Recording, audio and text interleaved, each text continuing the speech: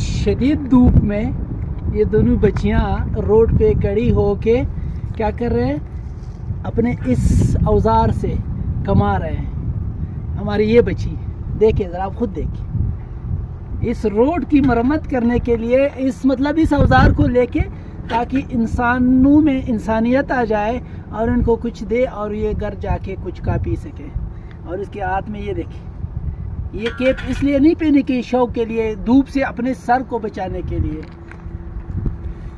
बस अब ये देखिए, ये इनका पानी का बोतल है, खाली भी हो रहा है बिल्कुल। ये देखिए कोई पानी नहीं है इसमें, मिकदार बहुत कम है क्योंकि शिद्दत गर्मी की इतनी ज़्यादा है कि ये पी चुके हैं ये पानी भी।